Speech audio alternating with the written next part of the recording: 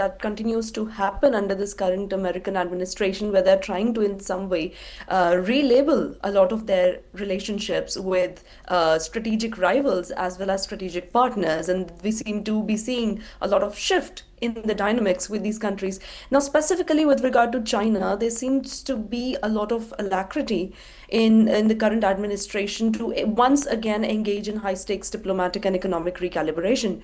Now, what that means is that US is trying to once again, I would say, rebalance its economic relationship.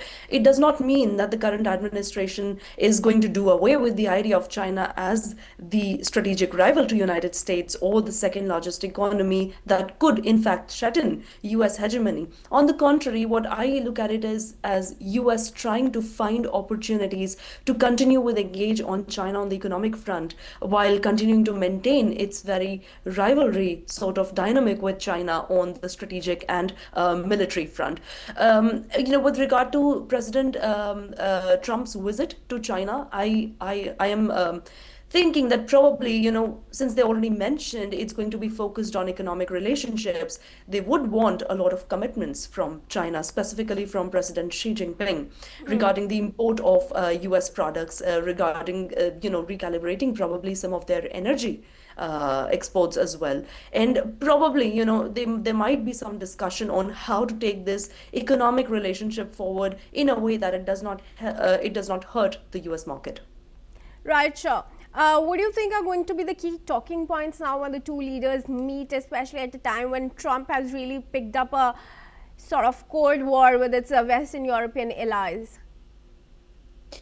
I mean, I would be a little bit skeptical about saying if US does actually look at Europe as, as a rival or as a problem at the point when probably there's a kind of a cold stance in that relationship for a short while, but it's very unlikely that US is going to completely throw away all of its alliances that it has built in the past, even if it is under the current administration. But definitely with regard to the key talking points, I mean, there are four main things that I think would probably be important to be discussed if President Trump, wants to then secure a very favorable trade deal with China. And, one of those is, of course, going to be trade, specifically with regards to US agricultural products. And we've been seeing how US has been pushing these massive agricultural purchases from a lot of its partners, trading partners and economic partners. So it looks like this again could be, on the agenda this time. The second thing, under the current administration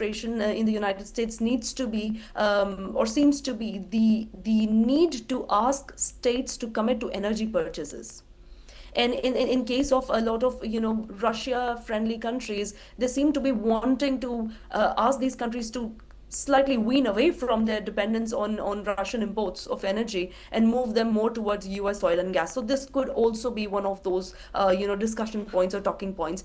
And third, we know that China has been a very important player, and it is undeniable that China continues to maintain a very important position when it comes to war-related discussions, specifically with regard to peace talks. And there is a possibility that, how to maintain peace and stability in the wider Indo-Pacific could be on the agenda, not just Indo-Pacific, probably Atlantic Indo-Pacific, and I'm specifically talking about the Russia-Ukraine conflict and the military posturing in that region as well, apart from military posturing in the South China Sea.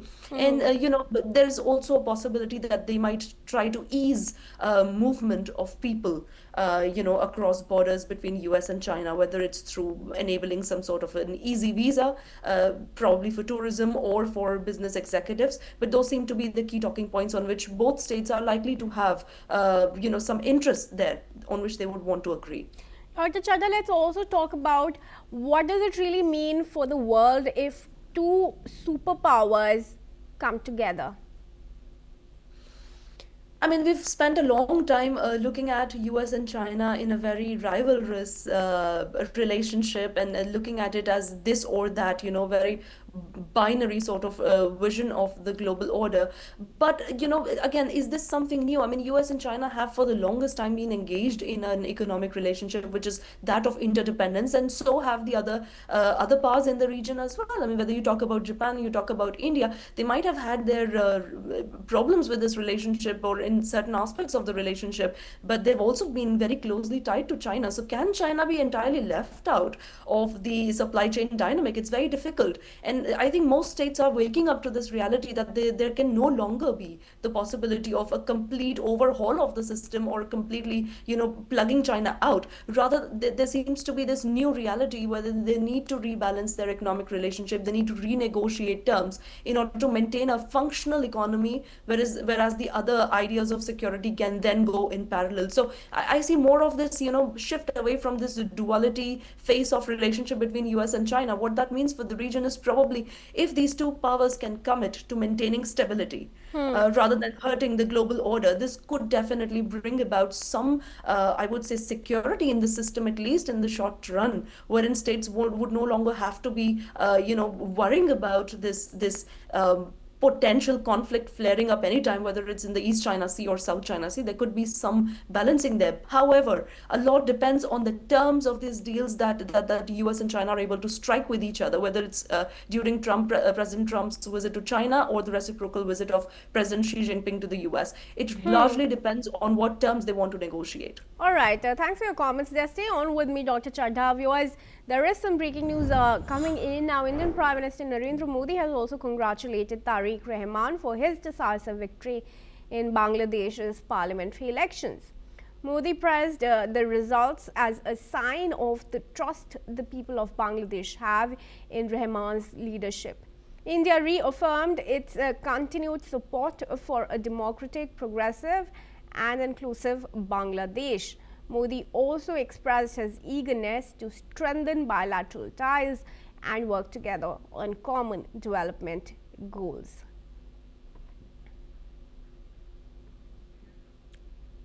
And now moving on, viewers, US President Donald Trump's administration officials have signed a final reciprocal trade agreement that has confirmed 15% US tariff rate for imports from Taiwan, while committing Taiwan to a schedule for eliminating or lowering tariffs on nearly all US goods.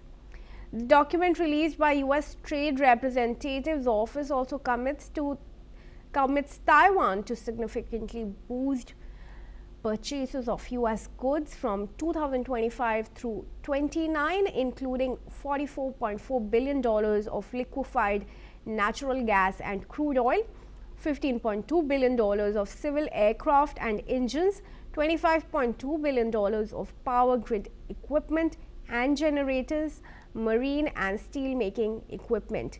The agreement adds technical language and specific details to a trade framework deal first reached in January that cut tariffs on Taiwanese goods, including from its powerhouse semiconductor industries, to 15% from the 20% initially imposed by Trump. That puts Taiwan on an equal footing with its closest Asian export competitor, South Korea and Japan. Dr. Chadha continues to stay with me. Dr. Chadha, just as we give our viewers the news of US and China holding this meeting, now US is also striking this deal with Taiwan that China will not really be pleased with. What's your comment?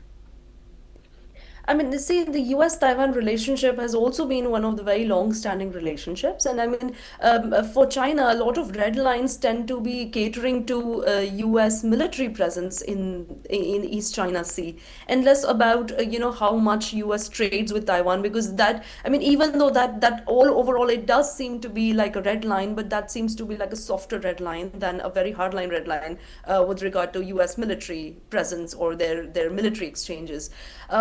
But what's very interesting about this deal is that rather than giving Taiwan a strategic edge over other competitors, like you mentioned, South Korea and Japan, it brings Taiwan at par with a 15% tariff rate, of course, decreasing it down from 20%, but it does imply that a lot of concessions need to be made by the Taiwanese in order to bag this deal, which is pretty much they'll have to eliminate and completely reduce almost all of the tariff barriers that they have been putting over the years on US goods. And for me, I mean, if I read through the document and what has been released, it looks like US is set to be ensuring and securing its own economic security, its own semiconductor security, its own AI security. But not enough can be said about Taiwan. I think for Taiwan, the biggest stake here is that a major power and the superpower like United States is willing to commit to this economic relationship in return, meaning that if US continues to have a very close economic relationship with Taiwan, the stakes for US would also be very high if there were to be a conflict in Taiwan. I think on that front, Taiwan seems to have been very interested in this deal because it allows them to have an edge or a leverage. Right, Dr. Chadha, thanks very much then for joining us and for speaking to us here at NewsX World. And viewers, with that, let's move on and tell you, US Secretary of State Marco Rubio has called the war in Ukraine terrible, highlighting the severe suffering of the people, especially during the coldest time of the year. He emphasized the harsh realities of war and reiterated that the US has been working tirelessly for over a year to end the conflict. Rubio's comments underline the urgent need for peace in the region. Let's listen in. Terrible. It's a war. That's why we want the war to end. People are suffering. It's the coldest time of year. Unimaginable suffering. That's the problem with wars. That's why wars are bad, and that's why we've worked so hard for over a year now to try to bring this one. And now moving on, viewers, before we wrap up the bulletin, let's also tell you that German Chancellor Friedrich Merz has emphasized that Europe does not want protectionism but must be able to respond to unfair trade practices. Merz spoke after meeting with other European Union leaders at a medieval castle near Brussels to discuss ways to cut energy costs and strengthen the European Union's border-free internal market. Merz also reaffirmed his opposition to joint European debt issuance, saying he will not support the idea of Euro bonds. The European Commission will present a plan in March to deepen the single market, aiming for European Union leaders to agree on a timetable. Let's hear that statement. Wir wollen auf unfaire Handelspraktiken reagieren können. Das wird allerdings sorgfältig zu prüfen sein. Wir wollen keinen neuen europäischen Protektionismus, aber wir müssen uns wehren können gegen unfaire Handelspraktiken, etwa wenn mit Überkapazitäten die Märkte geflutet werden. Ich habe heute Morgen sehr deutlich gemacht, dass ich, auch wenn es dazu andere Meinungen gibt, einer Finanzierung von Vorhaben der Europäischen Union über Eurobonds zum Beispiel nicht zustimmen kann. Ich will das nicht, aber selbst wenn ich es wollte, ich könnte es nicht. And viewers, that's all we have time for. Keep watching NewsX World for more news updates from around the world.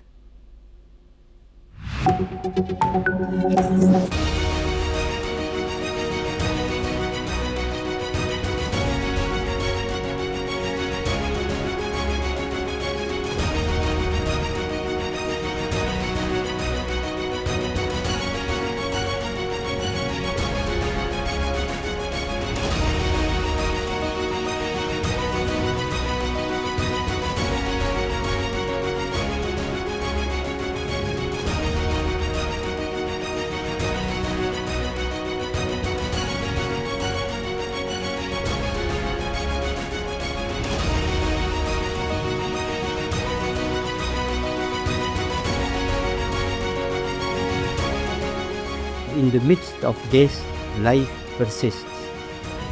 In the midst of untruth, truth persists.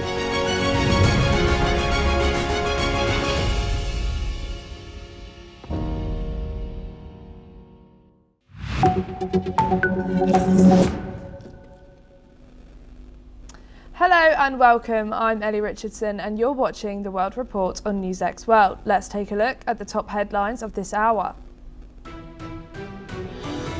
Bomb blasts at 2 polling booths as Bangladesh votes in a high-stakes election following the 2024 ouster of long-term Prime Minister Sheikh Hasina. Chief of Army Staff General Walker Usman said after casting his vote, I urge all voters to go to polling centres and cast their votes without fear. Police say an 18-year-old woman killed her mother and stepbrother before opening fire at her former school in Tumbler Ridge, British Columbia. 9 people, including the suspect who died by suicide, are dead in one of Canada's deadliest mass shootings. The motive is unknown. Russia fires drones and ballistic missiles across Ukraine overnight, targeting energy systems and injuring at least 7 people in Kyiv, Dnipro and Odessa.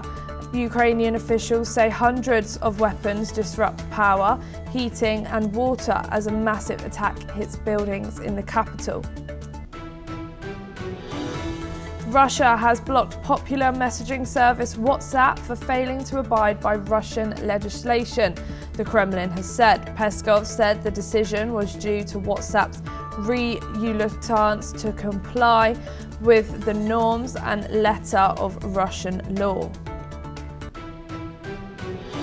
President Donald Trump says talks with Israeli Prime Minister Benjamin Netanyahu produced no definitive agreement on Iran. Netanyahu says Israel's security must be protected and signals no clear US commitment to expand talks beyond Iran's nuclear program. Prime Minister Benjamin Netanyahu says Israel joins President Donald Trump's Board of Peace during talks in Washington. Images show Netanyahu signing the accession document after meeting Secretary of State Marco Rubio, confirming Israel's membership. An advisor to Iran's supreme leader says Tehran will not compromise on its missile capabilities amid ongoing talks with the United States. Ali Shamkhani calls the missile program non-negotiable during events marking the anniversary of the Islamic Revolution. Pro-Palestinian protesters rally in Melbourne on the final day of Israeli President Isaac Herzog's visit, after clashes in Sydney and demonstrations in Canberra. Protesters unite across the country as Prime Minister Anthony Albanese hosts the visit following a deadly Sydney shooting.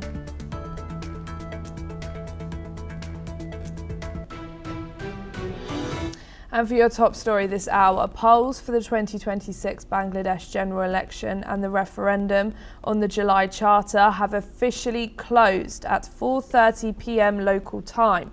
The Election Commission reported a voter turnout of approximately 48%.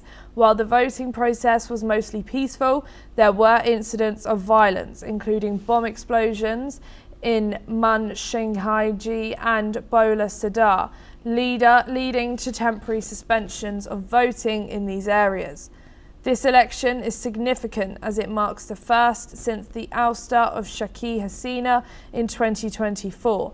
The main political contest is between the Bangladesh Nationalist Party and an 11-party alliance led by Jamaat-e-Islami. Voters also participated in a historic referendum on the proposed July Charter reforms, which include significant changes to Bangladesh's political structure. We are now being joined by Major General Sudhakar. Thank you so much for joining us here today on NewsX World. What do the initial voter turnout and conduct of what's been going on during these polling stations, what does this say about the state of democracy in Bangladesh today? Well, Ellie, good evening. Thank you for inviting me for your show.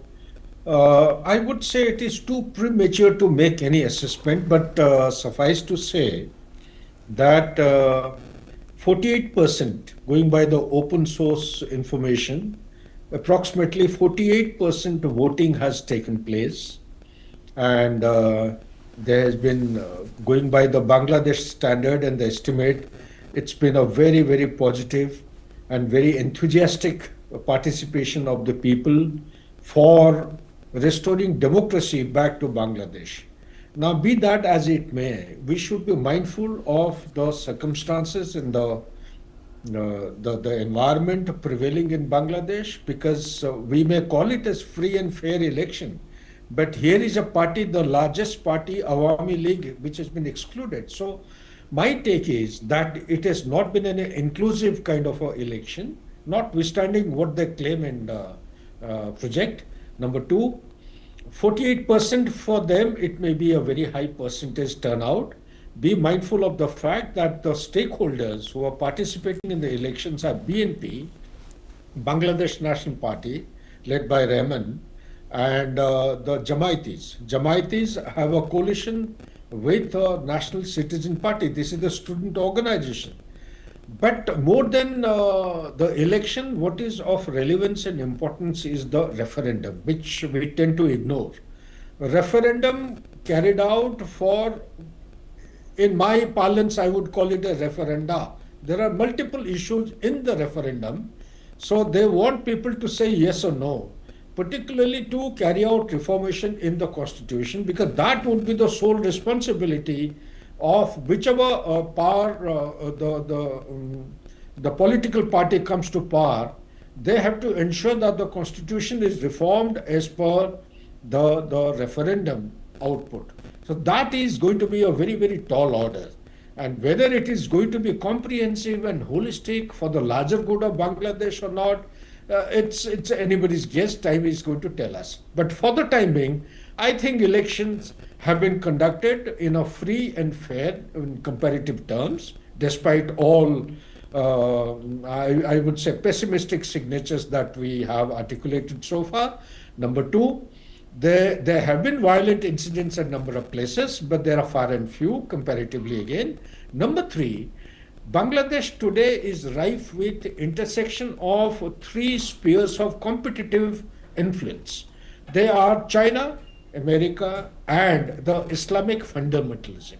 We have to take note of the inflow of Lashkar-e-Taiba, Jaish-e-Mohammed, Al-Qaeda, ISIS, Hamas, Hezbollah, name anyone, Rohingya Brotherhood. Everyone seems to be present in Bangladesh today for whatever purpose. They may be planning some activity against India, but inside Bangladesh, we should be very clear that the Bangladeshi Muslims are not Pakistani Muslims. There is a distinction and there is a difference.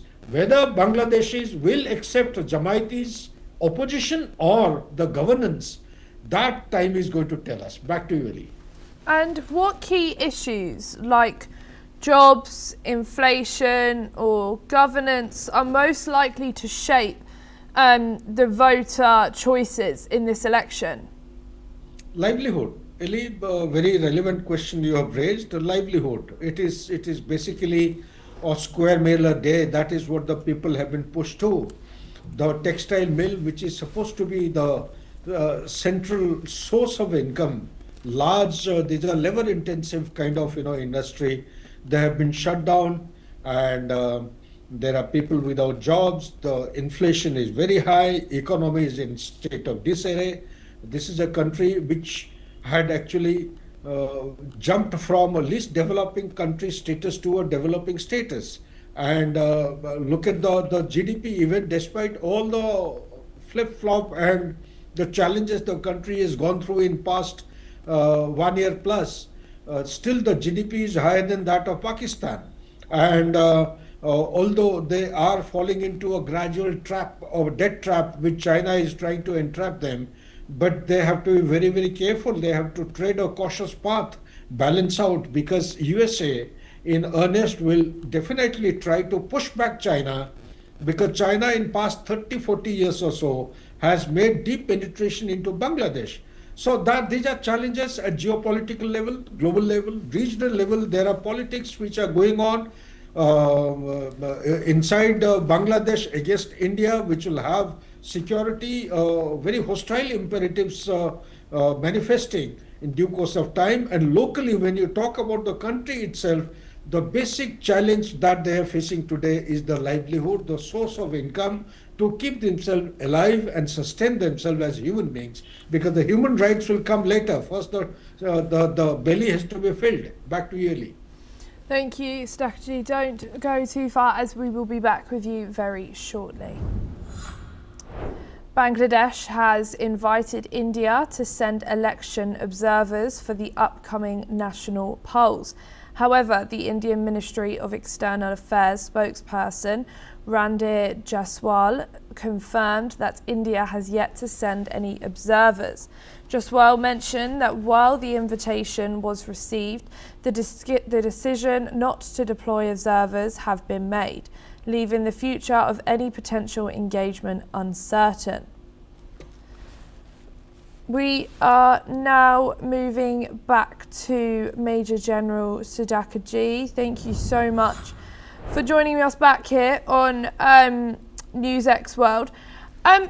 Why do you think India didn't reply back to this certain invitation?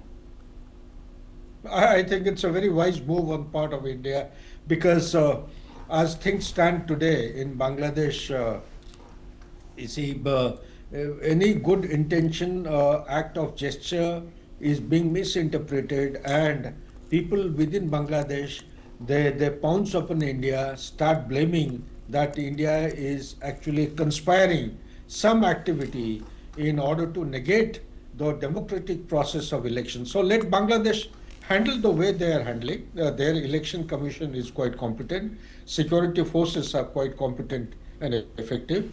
They're doing a good job. And it's good that India has not responded, in my opinion. But there may be a second thought. You never know. They may have some other logic sitting in the South Bloc decision makers. They may have another rationale. But I personally feel they have done a good thing, one wise thing, staying out of this process of elections and not sending the observers. Back to you, Ali.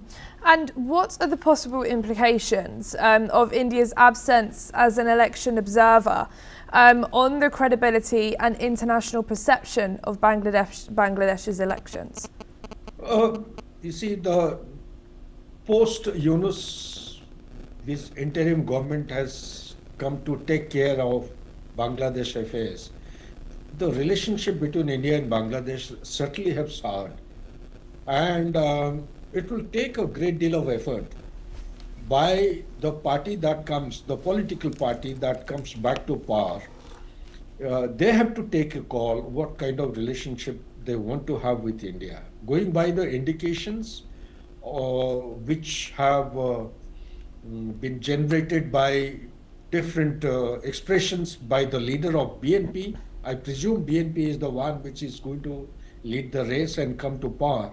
The intention of BNP indicated so far is that they will like to have good relations with India as a neighbor.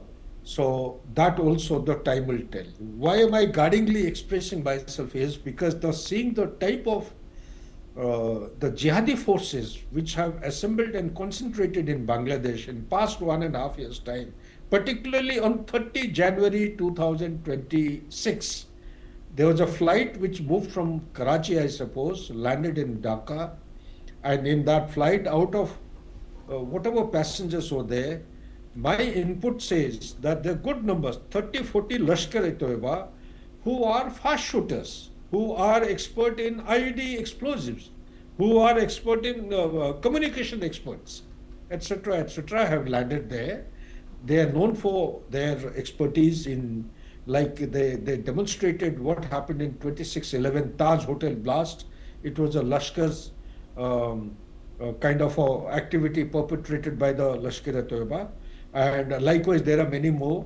So if they have come in, and also be mindful of the fact in the recent past, there were very credible reports of 12,000 tons, 12 tons of explosive, ammonium nitrate, along with the supplementary explosive material. They have come across the border into India, and the elections in West Bengal are around the corner. So we have to be very, very cautious and play our cards close to our chest in a very deft manner so that things don't actually flip-flop and don't slip out of hand. We have to calibrate every response from our side and help Bangladesh to come back to the process of democracy and normalcy as early as possible. Thank you, Major General Stakji, but don't go too far as we will be back with you very shortly. Syria's defense ministry confirmed that the Syrian army had taken control of the Al-Tanf base following the withdrawal of US forces who were part of the coalition against the Islamic State. The Syrian army coordinated with the US to secure the base and began deploying along the Syrian-Iraqi-Jordanian border. In a related development, most foreign families have fled the Al-Hol camp in northeast Syria, which houses relatives of suspected IS fighters. Humanitarian sources reported that since Kurdish forces withdrew from camp, which previously housed women and children from various countries, including Russia, the Caucasus, and Central Asia. The Syrian government took over control of Al-Hol last month after Kurdish forces ceded territory, the camp Syria's largest for the suspected of IS relatives. Once housed around 24,000 people. Humanitarian sources noted that many foreigners have been smuggled out to Idlib and other provinces, while some moved to the main camp. Syrian authorities are now conducting a census of the camp to assess the situation. We are now being joined again by Major General Sadaqa. Thank you so much for joining us here. What does Syria taking control of the base mean after the US pullout? Elib, my take on the whole issue is that it's a great move, great initiative, obviously at the behest of USA. But I visualize a lot of danger in this move because handing over the complete governance of Syria to the present dispensation, there are invisible and visible challenges. I personally feel that the USA troops should not have pulled out of Syria completely because there is a threat which is not imminent. It is live threat from the Daesh. And in the recent past couple of days back, it is one of the jihadis of the Daesh. He opened up a long-range weapon system, killed USA soldiers. I think more than one soldier was killed. Some of them were incapacitated. So, and they are down, but they are not out. So that has to be kept in mind. And gradually, if you look at the cadre strength of the Daesh, whatever decimation had taken place in 2017 with the allied forces, that hasn't actually effectively neutralized them totally. They are reviving in fits and starts, and they have already regrouped themselves to a kind of a viable strength.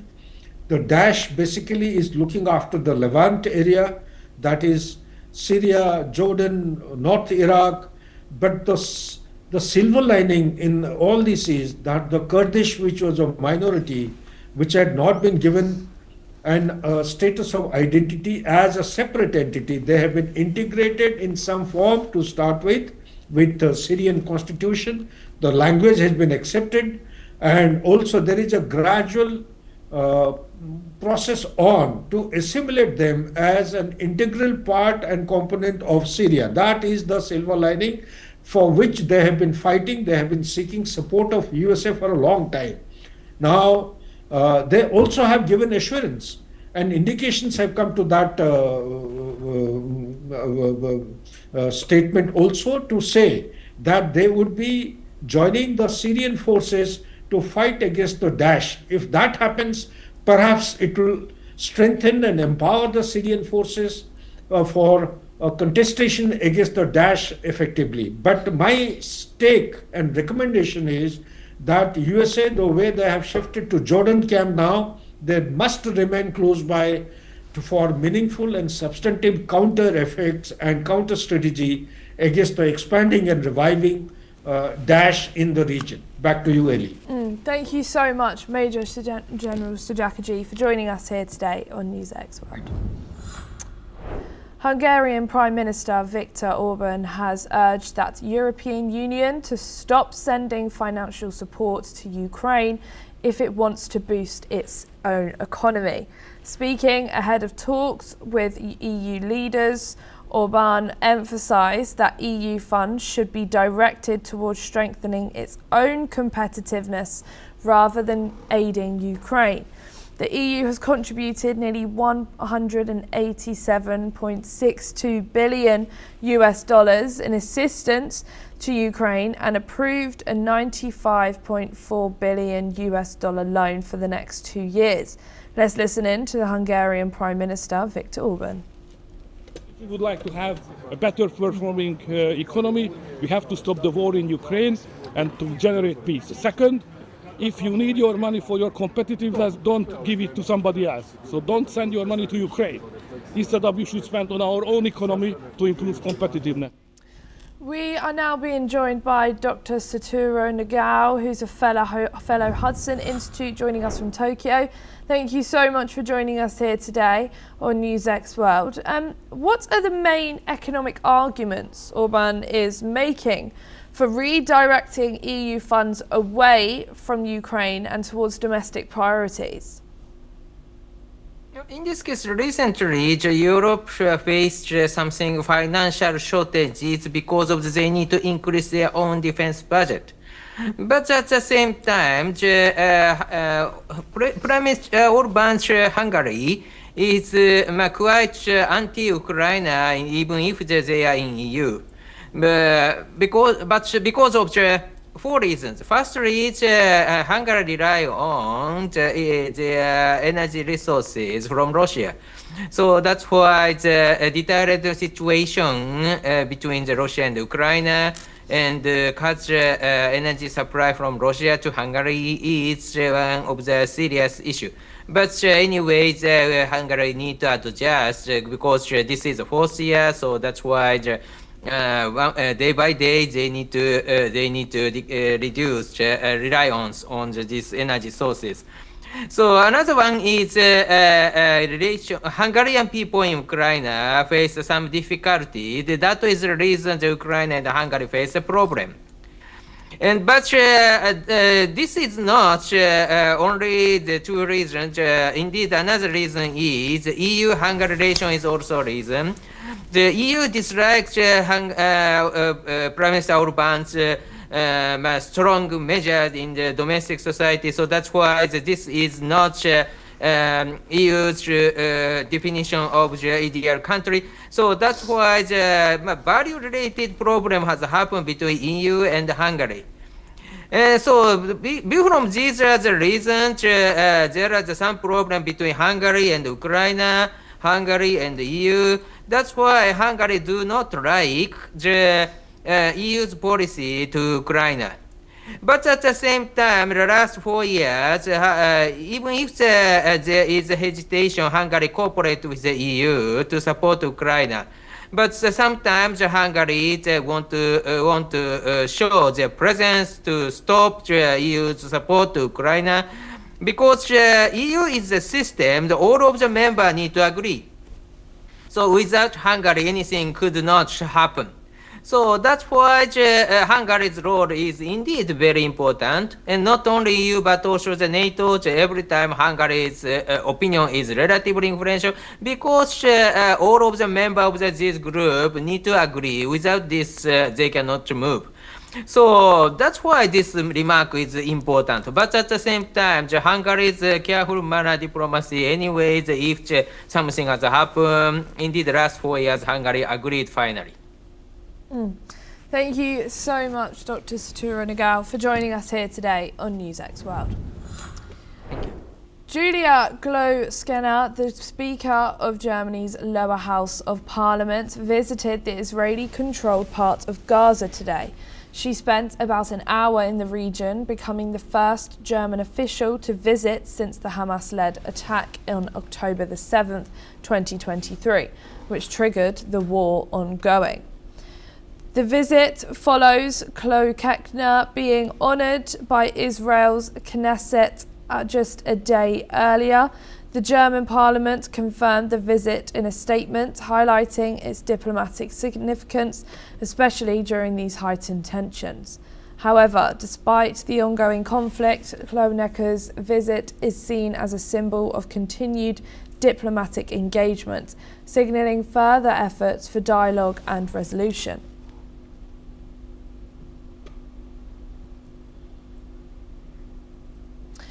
Sheikh Hasina is facing major disruptions today as a strike by pilots and cabin crew causes nearly 800 flight cancellations, affecting around 100,000 passengers. The industrial action is led by pilots union, Virginian Cockpit and the UFO Union, representing cabin crew.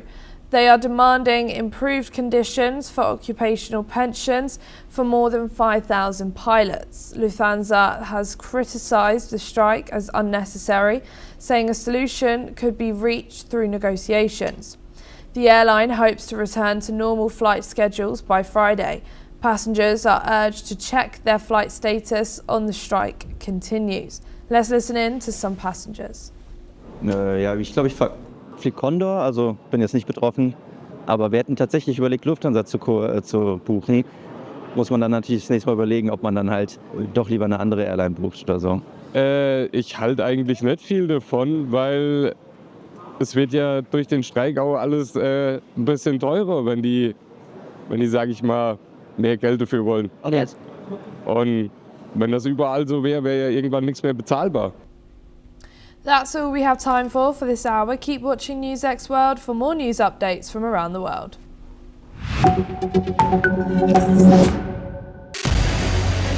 What we can do as the Interparliamentary Union to strengthen democracy, to promote human rights, to ensure that humanitarian law is respected.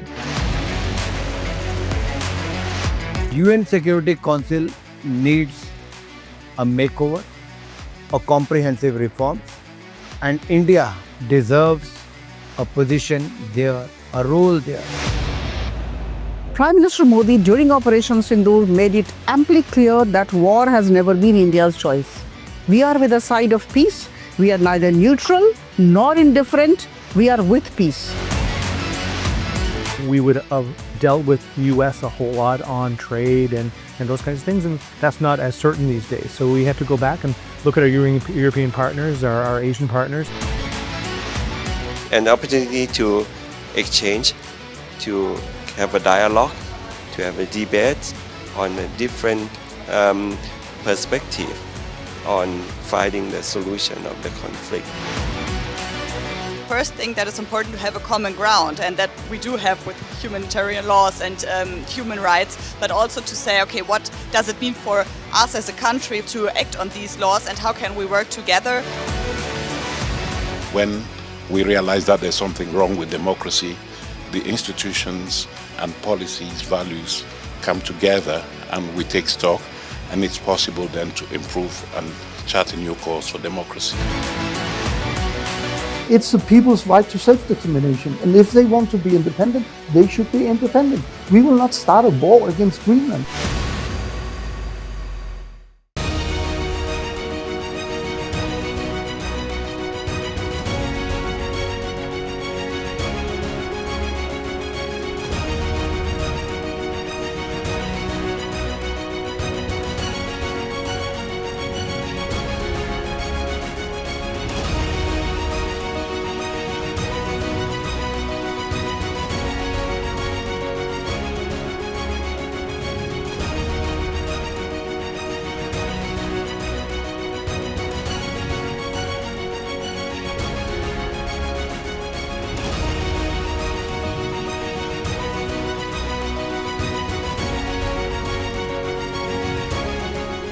In the midst of death, life persists. In the midst of untruth, truth persists.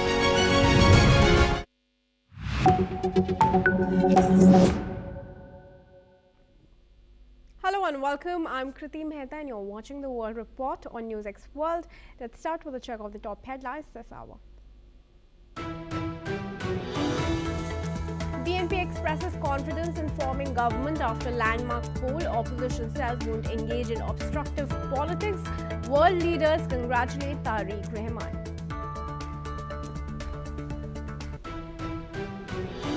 US President Donald Trump warns Iran of a very traumatic outcome without a nuclear deal. He expressed hope for progress in the next month following his White House meeting with Netanyahu. North Korea vows a terrible response to any further drone incursions from the south. Seoul denied official involvement in the January incident, attributing it to civilians. Officials announced the conclusion of the immigration enforcement operation in Minneapolis in US's Minnesota. A congressional hearing reviewed ICE's presence, while a judge ruled that detainees were denied access to lawyers. Obama says US less safe after Trump reverses Obama-era ruling that greenhouse gases endanger public health. The White House called the reversal the largest deregulation in American history, saying it would make cars cheaper. US President Donald Trump says Israeli Prime Minister Benjamin Netanyahu should receive a pardon for corruption charges, saying Israeli President Isaac Herzog should be ashamed of himself for not granting one. Russia fully blocks a US messenger app WhatsApp owned by Meta Platforms for failing to comply with local law, suggesting Russians turn to a state-backed national messenger instead. NASA set to launch 4 astronauts to the International Space Station, replacing a crew that was evacuated early due to a medical issue. The pre-dawn launch was delayed by 2 days over adverse weather forecasts across the US East Coast.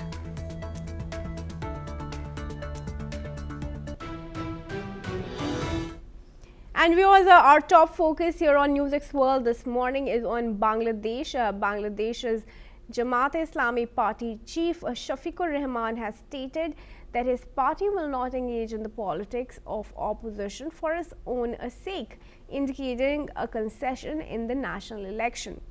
As provisional results show, the Bangladesh Nationalist Party and its allies have secured 211 of the 299 seats in the Jatiya Sangsad, with Jamaat winning 70 seats. Rahman confirmed that his party would now focus on positive politics. This election is seen as Bangladesh's first free and fair poll in over 17 years, following months of deadly anti-Hasina unrest. Let's listen in to what Bangladesh Jamaat-e-Islami chief Shafiqur Rahman had said. আমরা আশা করছি যে খুব দ্রুতই সরকার তার official result publish করার সাথে সাথে আমরা আবার আপনাদেরকে কষ্ট দেব, তখন আমরা আমাদের চূড়ান্ত দৃষ্টিভঙ্গি জাতিকেও জানিয়ে দেব, আপনাদেরকেও জানিয়ে দেব। তবে আপনারা আশ্বস্ত থাকতে পারেন যে আমাদের দৃষ্টিভঙ্গি হবে ইতিবাচক ধারার রাজনীতি, কল্যাণ ধারার রাজনীতি, মানুষের জন্য রাজনীতি, দলের জন্য রাজনীতি নয়। আমরা বিরোধিতার জন্য বিরোধিতা, ওই রাজনীতি আমরা করব না। Joining me now in this discussion is retired Major General Sudhakar Ji, Senior Strategic and International Affairs expert, joins us from Jaipur. Very good morning to you, sir, and thanks for joining us. It's a big win, of course, for the BNP, but Awami League is now saying that it will reach out to BNP, and Hasina's son is vowing, Awami League come back. How should we take that? Good morning, Kriti. Thank you for getting me for your show. A very interesting and deep meaning question you have raised. It will be a welcome development because the present election, no matter what the outcome is, my understanding and analysis suggests that it is going to be a very tall order as far as the staying power of BNP is concerned. The Bangladesh today is not what it is to be prior to August 2024. They are all and sundry who have contributed and made Bangladesh to be a new epicenter of global terrorism. You name any person from Hamas, Hezbollah, Al Qaeda, ISIS, Rohingya alliances, etc., etc. And if he can pull it off, nothing like it. But one should be prepared for these eventualities. Because why am I saying this? If you look at the history, the data sheet or the CV of Rahman, well, I'm not trying to point a finger at the character, but look at the profile of this individual. He was involved in corruption. There are a number of cases against him. Okay, so, and he barely managed, while the political front, his mother used to be the front desk person looking after the party. The real power of BNP during his mother's time was wielded by this person, and he is to do it by ruthless measures. 10% of everything. Anyway, will not digress onto the issue. The second issue that I wish to highlight is this point which you have read would contribute towards inclusiveness of the political dispensation of Bangladesh as a country. This has got a futuristic objective, and this will do good to Bangladesh, because non-inclusion of a dominant party in Bangladesh in a democratic form of activity, it doesn't actually pay well for the staying power of Bangladesh as a leading economy amongst the least developed or developing countries in the world today. And last but not the least, there are competing spheres of influence which are intersecting in Bangladesh today. You have USA, you have and you have the radical Islam. The same Jamaat we are talking of are the people who were responsible for genocide of more than 3 million people. They are the same Jamaat who raped 250,000 women and the girl children of Bangladesh. We are giving them a chance to come back to power in Bangladesh. The very generation, the revolution of Bangladesh took place on the paradigm of not two-nation theory. It is the Bengali Muslim. It is not Bangladeshi. Bangladeshis are totally different. They cannot be equated with Pakistan Muslims, because Pakistan Muslims, they have an orientation of Arabic and that of Persian culture, whereas the Bangladeshi, they are more actually integrated with our geography and the culture of India and West Bengal. That has to be seen. They're the more liberal, more Sufist kind of, Muslims. They may be having the religion Muslim, but they speak Bengali. Bengali, the language turned out to be the central point of division, and the two-nation theory was busted with the liberation of Bangladesh in 71. Back to you, Kriti. Right. What's in this election result for the US now? We already know of BNP leaders having met with US officials. There was also contact of the deep state in the US with the Bangladesh leadership. How is Bangladesh under Tariq Rahman now going to strike a balance between US and China on the one hand, and then also between India and Pakistan on the other? Yeah, good question again. You see, my take on the whole issue, one has to be mindful of who is Tariq Rahman, the BNP leader. He's supported by the deep state. He's the representative of the BNP, who is supported by the larger force from the USA. Now, what is USA today? USA is a declining superpower. Why has it come into Bangladesh so late? Better late than never. It has come in so as to give a strategic push back to China. Why China? Because China has penetrated into Bangladesh so significantly, it has started impacting the way of life and changed the dependency of the local people. So how are the local people dependent on that? By virtue of having deep pocket and money. Today, the media says 72%. I am saying 83% of military hardware is imported by Bangladesh from China. And if that be the kind of talk about any infrastructure, $38 billion in past 13 years have been committed, out of which 20 billion or more have been already applied. They have got the dams, they have got the bridges, they have got the hydel power stations, they have got the national highway pipeline, They have got railway lines also, communication towers. The stock exchange of Bangladesh has been taken over by the state-owned enterprise of China. So these are the Navy of Bangladesh is undergoing the process of transforming into three-dimensional forces. Not all navies in the world have got this capability.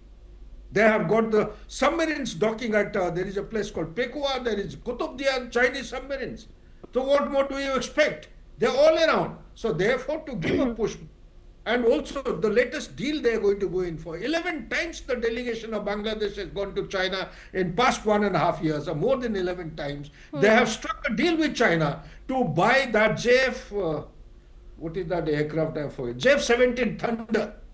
It is a 4.5 generation aircraft. They're getting it at a cheaper price. Now, America, whatever it is doing, wherever it is showing interest, behind the official agenda, they have got a hidden agenda looking for defense product market, looking for oil market, looking for pharmaceutical market, looking for drug money and the rare earth element. Here is Bangladesh, which is offering, America is coming into South Asia in a big way, because if you read the book called Monsoon, Indian Ocean, the future of American power, it says in one simplistic statement that the 21st century will witness the global commercial basket gravitating towards Indian Ocean. So what is the meaning of Indian Ocean? It is India as the largest country and all its immediate neighborhood all around. So therefore America is trying to make a comeback to these particular immediate neighborhood of India and strangulate India as much as China is doing against us. Therefore, we have to be mentally prepared to fight against or contest, have a counter strategy in an effective way against those three competing spheres of influence. Islamic radicalism, number one. Number two, China. Number three, America. That's it. Sure. Okay. Thank you very much for your comments there, General. Do stay on with me as we move on now, viewers. Let's also tell you, US President Donald Trump has warned Iran of very traumatic consequences if it fails to reach a deal on its nuclear program, emphasizing the urgency of negotiations. Trump expressed hope for a result within the next month and stated, "We have to make a deal or it's going to be very traumatic for Iran." These comments came after his discussions with Netanyahu, the Israeli Prime Minister, where Trump reiterated his strong stance on the issue. Let's hear his statement. Following your meeting with Prime Minister Netanyahu yesterday, has your thinking changed at all as it relates to these negotiations with Iran or the timeline with Iran? We have to make a deal, otherwise it's going to be very traumatic. Very traumatic. I don't want that to happen, but we have to make a deal. They should have made a deal the first time, and they got Midnight Hammer instead. And this will be very traumatic for Iran if they don't make a deal. Look, if they don't make a deal, then it'll be a different story. But we had a very good meeting yesterday with Bibi Netanyahu, and he understands, but it's ultimately up to... All right, request General Sudhakar to join me back in the discussion here. General Sudhakar, Midnight Hammer looms, but Trump is clearly prioritizing a deal over a conflict. What's your comment? Donald Trump, this is my perspective, Priti, allow me, because I'm also a student of geopolitics as much as you all are. I'm joining the dots. You see, Midnight Hammer took place almost 8 months back. In past 8 months, America as a superpower or declining power has gone through such tumultuous journey as much as the world has gone through the geopolitical churn. Epstein file is the biggest challenge before the survival of Donald Trump and his dominance as a Republican. They call it what? GOP. Okay. So when you, besides Epstein file, there are a host of issues. There are 25 seats falling vacant in Senate now. Out of 25, I am given to understand there are 9 or 8 of them which belong to Democrat, rest are Republican. Republicans are fearing that, like it has happened in past 1.5 years or a little more than 1 year, the Democrats are making a comeback with thumping majority in 3 or 4 provinces, including 1 or 2 mayors. So they are fearing that it may be a clean sweep for the Democrats. This is the biggest pressure which is playing in the mind of Donald Trump. Second point which is playing in the mind of Donald Trump is that the tariff issue is hanging fire in the Supreme Court. They are supposed to have given judgment in December. It didn't happen. January, it didn't happen. February. Now we are expecting the judgment to be given on 20th of February because Supreme Court is more than convinced. My internal analysis, personal analysis, I would say, suggests that Supreme Court is come down very heavily against Donald Trump. Okay. Either through silent kind of strictures being issued to him and his executive powers are going to be curtailed. There are some major steps going to be taken by Supreme Court if USA has to continue to sustain itself as a declining superpower. If it doesn't, then they are actually throwing everything to fire. Whole USA is going to be on fire. There are a host of issues. So therefore, the domestic activities or turbulence which is troubling Donald Trump will always prohibit. This is one angle. Secondly, if you allow me, what is happening in Middle East? We need to understand there are officially the American authorities have said there are 19 bases. I am saying there are 31 bases, including small, big, this thing in Middle East. Now, out of all these bases, all bases do not have the Iron Dome. All of them have been registered as targets. In military parlance, we call it as registration of targets by Iran. Now, what kind of warheads is it going to use? It has got some kind of, this is a country which has got a largest inventory of drones, next to China, I would say. And the drones have got the loiter ammunition capability. They have the terminal guidance. They can do surveillance. They can do intelligence gathering, etc., etc. They have high altitude endurance drones. They have long range. And what I'm trying to say is that means and methods or the projectiles which Iran has, full of the fact that way back when the Damascus mission, the diplomatic mission of Iran was hit by Israel way back sometime in April last year, they had retaliated for the first time. It is the first direct confrontation that took place between Iran and Israel.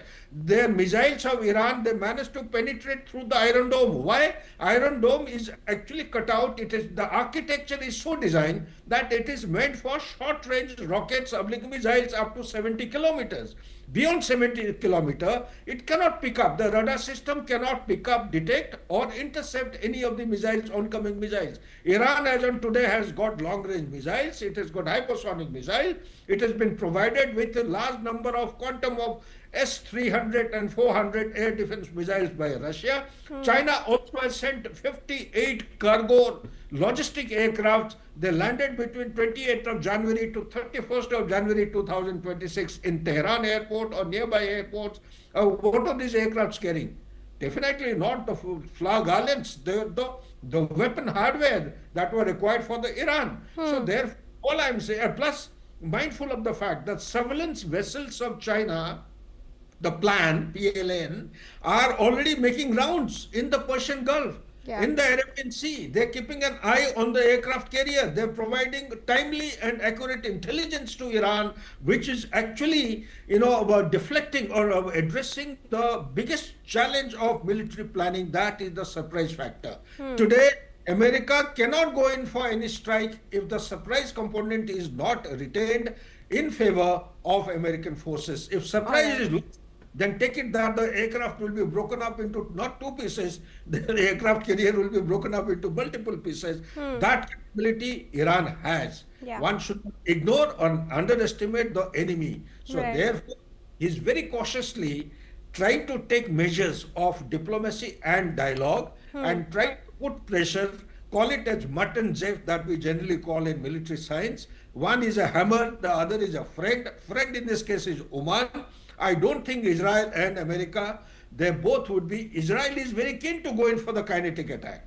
But Donald Trump is hesitant. He is unlikely, in my opinion, going to go in for the military strike against Iran because the cost is going to be prohibitive against his expectations. Bye. Jadu Sudhakar, thanks very much for sharing your understanding of the situation with our viewers.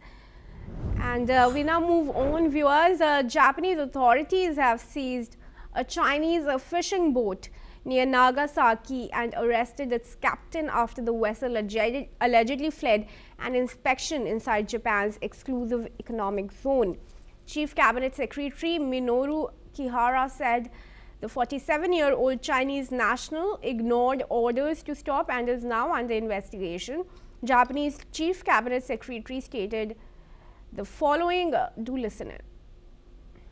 2月12日木曜日の午後0時ごろ、屋久島西方の我が国の排他的経済水域において、水産庁漁業取締船が立ち入り検査を拒否した中国漁船の船長を逮捕したと承知しています。現在、捜査中でありますが、外国漁船による違法操業の防止及び抑止のため、今後とも毅然とした対応で取締り活動に取り組んでまいります。Comes amid heightened tension between Asia's two largest economies. It follows the recent snap election victory of Prime Minister Sanai Takaichi, whose remarks about potential military involvement in a Taiwan conflict have drawn criticism from Beijing, leading to a fallout between the two nations. Collins Chong-Yu-Keat, Foreign Affairs, Security and Strategy Analyst, joins me in this discussion from Kuala Lumpur. Collins, thanks very much for joining us. Let's talk about the fact that this seizure is really the first one by Japan and also the first since 2022, and this is the first for any country. What does that really signify? Because it's not usual for Japan to take such authoritative actions. Yes, it is a strong, message and a signal from Japan, and of course, it is being seen as a routine enforcement posture by the Japan Coast Guard. Of course, also this is also in violation of the EEZ of Japan, and Nagasaki is strategic in terms of the location, proximity to the East China Sea, as well as in the contested waters of the Senkaku Islands, and this is also a narrative that Japan. Under the Takaichi administration, Japan is firm in its deterrent, efforts to ensure that the overall sovereignty and territorial integrity capacity of Japan are, being defended and being enforced. And this is a hardened maritime enforcement. And Tokyo is seen as enforcing maritime law strictly and without any immediate military escalation. But this is also, this persistent frontline stance against any incursions. And of course, this is a strong message to Beijing that we have now a more robust, dedicated EEZ defense under the Takaichi administration, and that Japan does not tolerate any behaviors or actions that can undermine the sanctity of the sovereignty of Japan, and also does not tolerate any assertive security behaviors. And this is, as we have known, it's a typical behavior by Beijing to enforce this gray zone maritime coercion, gray zone activities, and of course, this is a new message by effectively by the Takaichi administration that under the new leadership, we do not tolerate these behaviors, and that we are more than ready and capable to undertake any actions to enforce our maritime law accordingly. And hence we have seen this, and it's a very good move, a confidence building measure also for Japan, and a strong message also to Beijing that this is a line that we have set, and we are more than ready now to enforce. Yeah, and with the resounding victory of Takaichi in the recent snap polls, of course, it's evident of the fact that the people of Japan are in favor of her policies. Do you think this will strengthen her stance against China? Yes, definitely. We have seen how this is directly from the straight from the resounding landslide victory of Takaichi, and already we have seen practical effects being taken in terms of these realistic threat settings. This is definitely a morale booster for the Takaichi administration, and Japanese people and public can now see that the administration means business, and that the administration also is willing to enforce rules and to send a clear message that there's no tolerance on this kind of behaviors, and that Tokyo is more than ready and capable now enough to ensure that there's effective enforcement, and that of course Tokyo is also ready to protect its own sovereignty and to stand up to its right in contested areas, especially around the Senkaku Islands, and this is also a show of force by the Japan Coast Guard, and of course also a public messaging to domestic audience as well, that this is again from the framework of law enforcement, But I don't see any kind of tit-for-tat escalations. China might frame this as yet another provocation by Japan and is trying to pin the blame on Takaichi. But Japan has the higher moral stance here, and of course from a legal point of view. And again, this is another dynamic of the gray zone behaviors by Beijing. But the Takaichi administration has more than enough capacity to deal with this, and with this newfound public support behind Takaichi, and definitely the sentiments and the support are now firmly on the side of the Takaichi administration. All right, Colin, thanks very much for your comments. Stay on with me. Viewers, we now proceed to news on the Korea's.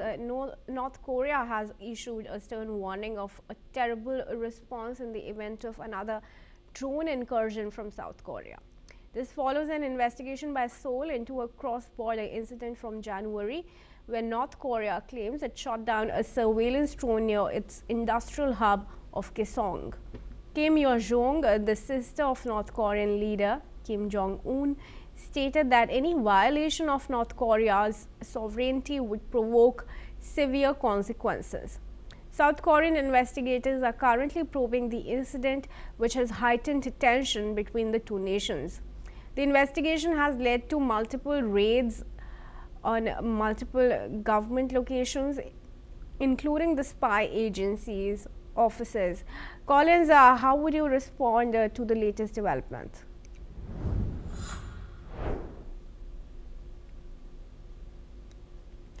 Collins, how would you respond to the latest development here? Yes, we have seen how this is again a maneuver by Pyongyang in terms of how to frame these incursions. Of course, drone incursions are not being taken lightly, and they are seen as in the lens of a very humiliating way, where it can penetrate, it can observe, it can psychologically pressure the regime, and of course we've seen how this defiance, this protest being seen by Pyongyang. And of course, it doesn't differentiate between whether it's from civilians or from the governments. Of course, Seoul has countered the narrative, and that he has stated that it's from civilians, and still Pyongyang wants Seoul to take up more responsibilities to ensure that the border remains secure and to prevent any kind of these further incursions from whether it's from civilians or whether it's from government.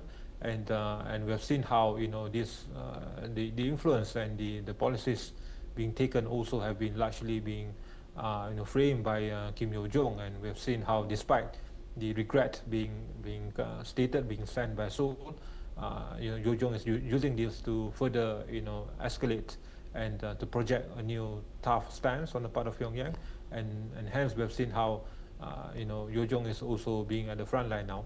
But more importantly, it is also part of the efforts also to boost domestic sentiments, and of course the anti-South sentiments also in the run-up towards the Congress of the Workers' Party later on this month. The timing of the Congress this month also is playing a role here. But of course, drones are seen as an irritating and humiliating kind of tool and maneuver, and hence we have seen how the response by Pyongyang has been this assertive. Collins, thanks then very much for joining me in this discussion. And viewers, we now move on to some news from the US. The FBI has said that it was increasing the reward for information leading to the location of Nancy Guthrie, the mother of TV news anchor Savannah Guthrie, to $100,000 from $50,000. FBI has released new identifying details about the suspect in the kidnapping of Nancy Guthrie have been confirmed after a forensic analysis of the doorbell camera footage by the FBI's Operational Technology Division. FBI has stated that the suspect is described as a male, approximately 5'9" to 5'10" tall, with an average build, and in the video he is wearing a black 25-liter Ozark Trail Hiker pack.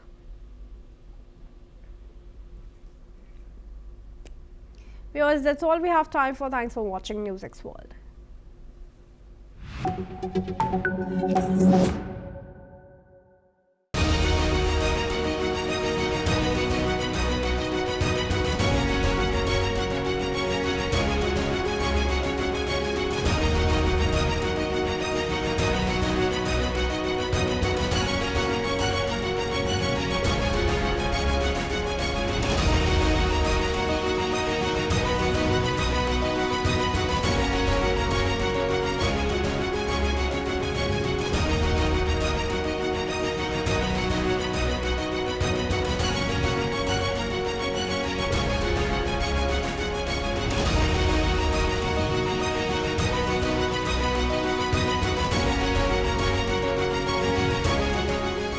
in the midst of this, life persists.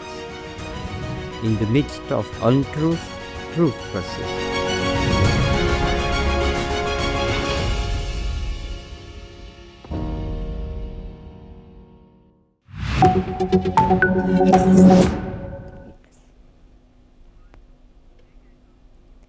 Hello and welcome. I'm Suma Katauka and you're watching the World Report on NewsX World. Let's take a look at the top headlines of this hour.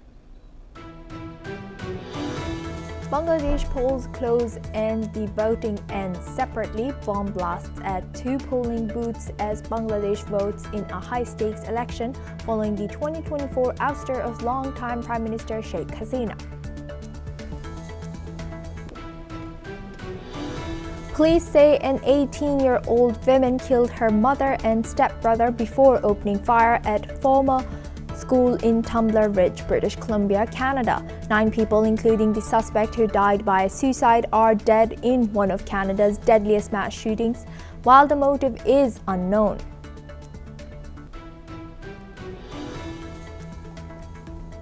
Russia fires drones and ballistic missiles across Ukraine overnight, targeting energy systems and injuring at least 7 people in Kyiv, Dnipro, and Odessa. Ukrainian officials say hundreds of weapons disrupt power, heating, and water as a massive attack hits buildings in the capital.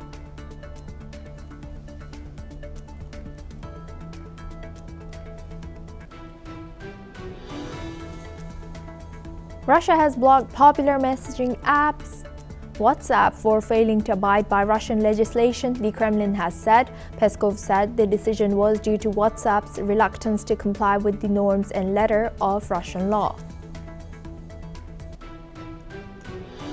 President Donald Trump says talks with Israeli Prime Minister Benjamin Netanyahu produced no definitive agreement on Iran. Netanyahu says Israel's security must be protected and signals no clear U.S. commitment to expand talks beyond Iran's nuclear program. Prime Minister Benjamin Netanyahu says Israel joins President Donald Trump's Board of Peace during talks in Washington. Images show Netanyahu signing the accession document after meeting Secretary of State Marco Rubio, confirming Israel's membership. An advisor to Iran's supreme leader says Tehran will not compromise on its missile capabilities amid ongoing talks with the United States, while Ali Khamenei calls the missile program non-negotiable during events marking the anniversary of the Islamic Revolution. Libya has granted several foreign companies new oil exploration and production licenses for the first time in 17 years, after more than a decade of political instability, as Libya is seeking to draw major global energy companies back.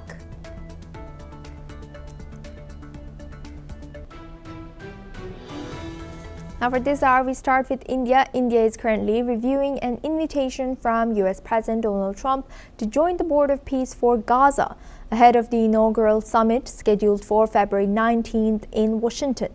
The Ministry of External Affairs has confirmed that the proposal is still under examination, with concerns over the participation of Pakistan and Turkey on board. The decision will also be discussed during Prime Minister Narendra Modi's visit to Israel, which will address regional security and Gaza's future.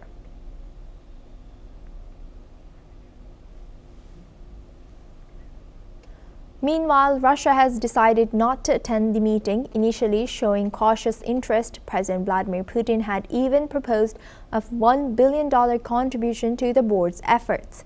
However, Russian Foreign Ministry spokeswoman Maria Zakharova has confirmed that Russia will not participate, citing the board's potential to undermine the UN and the complex geopolitical situation surrounding the initiative. Despite this, the board continues to garner support from over 20 countries, including Israel, Saudi Arabia, and Turkey, while Russia's allies remain critical of the project's scope. Now, for this discussion, we welcome Mr. Ali Muhammad Bushbak. He's a Middle East researcher, joins us live from Cairo. Thank you very much, Mr. Bushbak, for joining us again. Good to have you. Now, looking at this, why do you think some nations are hesitant to join, while others seem to be so, quick in accepting this invitation of Board of Peace, and how effective would this be for the world peace? Thank you, Osuma, for having me. Things is several of countries realized that the notion from Donald Trump to replace the rule of United Nations and limited the rule of United Nations in general. So this peace border, Trump peace border, it's going to be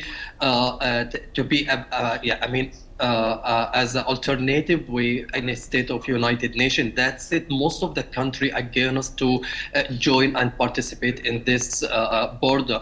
And in my opinion, this is not only limited the rule of United Nations, but it's completely remove United Nations as a mediator to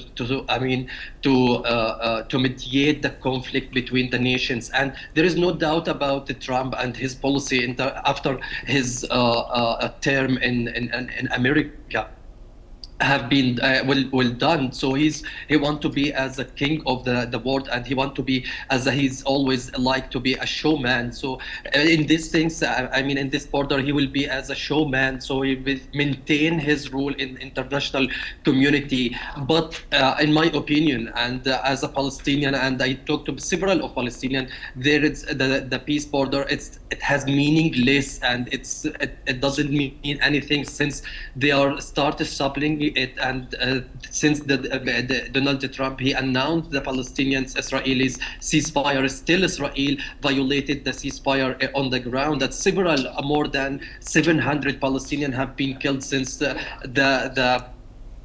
ceasefire got effected in October 2025. So the things is on the ground situation is not clear, despite most of Arab region and Arab country, they are showing their willingness to participate in this peace board.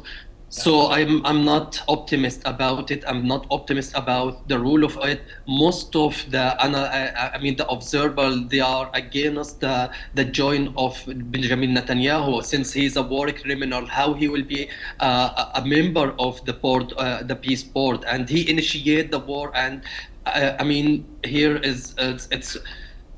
His backlash against the civilians on the ground in Gaza. So it was not acceptable, and it was not arguable about it. So how he will be a member for peace, how he's also invited several countries from Lebanon, Syria, Qatar, also Iran. So how he will be a member of peace, that's it.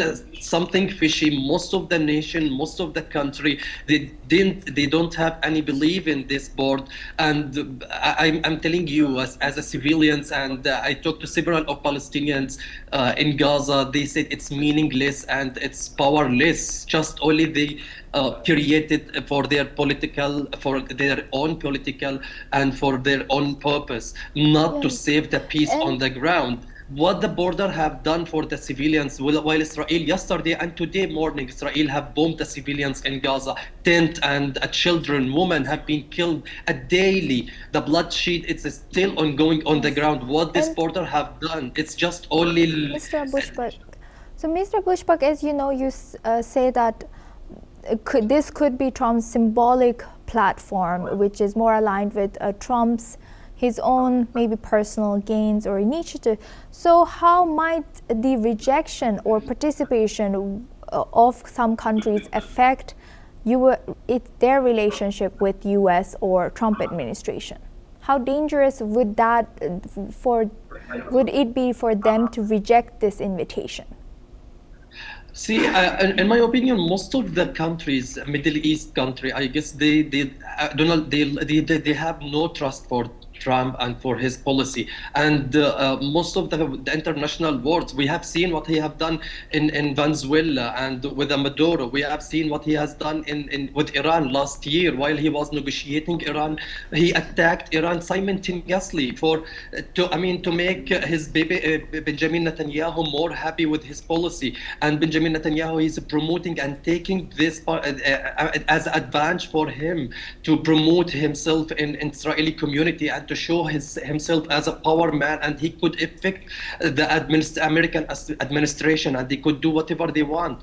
But on the ground, I guess Arab nation, they lost the trust for Donald Trump, and I guess now America, it has a limited role in Middle East, especially after Israel's attack in Qatar. Most of Arab nation, they realized that America, it's not aligned with the Arab nation, and it will not protect them from any attack. That's it. During Iran's tension and America tension, most of the Arab countries, especially Saudi Arabia, while Saudi Arabia is considered one of the significant enemy for Iran, they did a diplomatic method and diplomatic communication to calm the situation. So that's it. We have seen there is a new ally in Middle East.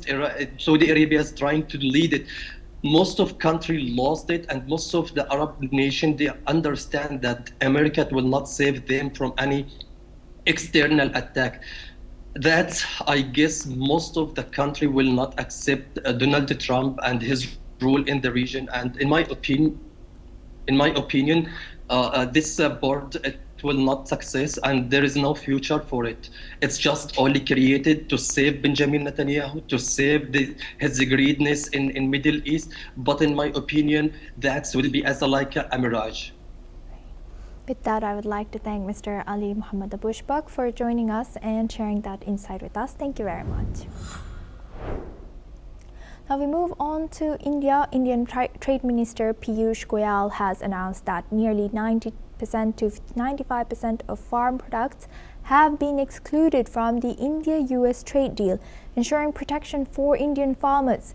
While the agreement would benefit textile and apparel exporters by offering zero tariff access to US cotton, it has raised concerns. The deal, which was outlined in an interim framework released on February 9th, aims to reduce tariffs, improve energy cooperation, and realign global supply chains. Despite some agricultural market concessions, India resisted broader opening, facing criticism from farmers and opposition parties over the deal's terms. Now we welcome Dr. Andrew Latham. He's a professor of international relations and political theory at McMaster College. Joins us live from Minneapolis. Thank you very much, Professor and Dr. Latham, for joining us again. Good to see you. Now, looking at India has been protective of their farmers from the beginning, but now it seems like they had to make some changes because of the pressure from Trump administration. But India seems to have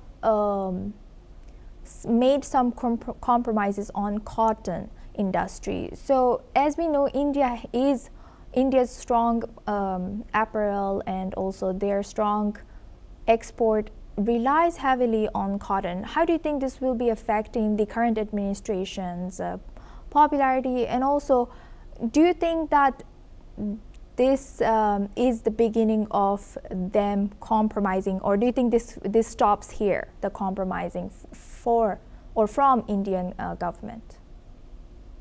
I suspect it's the latter. I suspect this marks the furthest limits of compromise for the very simple reason that the agricultural sectors in both countries are simply not up for negotiation. They're too important to the economies. They're too important to the ruling parties in both countries. They're bedrock constituencies. Neither side is going to make the concessions that are necessary for a comprehensive deal. Both sides, though, have an interest in doing some kind of deal, which has to involve agriculture. So we'll see a little bit of mutual concessions on the margins, the cotton industry, which is not entirely marginal, but is not the entire agricultural sector either. So this is exactly where I think most observers expected we would end up. Both sides motivated to do a deal, both sides running into structural constraints as to what kind of deal they can do, and both sides making the best of a sort of difficult situation. Right. And what other industries might follow suit or will have to follow suit in India? Well, beyond the agricultural sectors is the information sector. There's a number of sectors that India does very well in exporting to the United States. And of course, then there's also the labor mobility piece as well, the H-1B visa, part of all of that. look, in a perfect world, and we don't live in one, there would be a great deal of free trade between these two countries, and most people in both countries would benefit from it. But certain powerful political constituencies in both countries would suffer enormously, and they've dug their heels in. So we're going to see, especially in the agricultural sectors, not much progress. I see possibilities in the information sector, in various other sectors, but not in agriculture. I think that's this is as far as we're going to go. Thank you very much, Dr. Andrew Latham, for sharing that. Please stay with us as we come back to you for our next discussion as well. Now, moving to EU leaders are meeting in Belgium to discuss how to strengthen Europe's economy in the face of challenges from China and the United States. French President Emmanuel Macron has emphasized the need for quick, concrete decisions by June. German Chancellor Friedrich Merz has stressed improving EU competitiveness and boosting its industry, while Hungarian Prime Minister Viktor Orban has highlighted the importance of peace for economic growth, suggesting the war must stop. While Italian Prime Minister Giorgia Meloni has called for a review of the EU's emissions trading system and energy market regulations, leaders are focused on ensuring the EU doesn't fall behind global competitors. Let's listen in to some of the leaders. Ce qui est important, on vient d'en discuter avec les collègues et ensemble, c'est vraiment qu'on aille vite et qu'on ait des décisions très concrètes d'ici à juin. Et nous, on va regarder ensemble en juin où on en est. Et sur certains sujets, si on n'avance pas à 27, en se donnant le droit de faire des coopérations renforcées pour aller plus vite. Schneller machen, wir wollen sie besser machen, wir wollen vor allem dafür sorgen, dass wir eine wettbewerbsfähige Industrie in Europa haben. Dafür gibt es viele Themen. Wir haben Enrico Letta und Mario Draghi eingeladen, um genau über diese Themen zu sprechen, Wettbewerbsfähigkeit und europäischer Binnenmarkt. Wir werden in 4 Wochen auch über die So in fact, competitiveness means that the European economy is going down, and we should stop the process and we should go up again. How we can do it, that's the question. I think we should do 3 things. It's not complicated. First, stop the war. We need peace, because in war, the economic growth is blocked. So war is bad for the business. Now we welcome back Professor and Dr. Andrew Latham. He joins us live from Minneapolis. Thank you very much, Professor, for staying with us. Now, looking at this, some critics say that Europe makes more regulations than it innovates or develops. Do you think that this is just a strategy that, or this is just the outcome of how Europe has been, or do you think this is they need to update or change their strategy moving forward as we see how their economy is right now? I think it's a deep structural problem with the Europeans. People, I think, some within, but certainly beyond Europe, think that this is the United States of Europe, and it's not.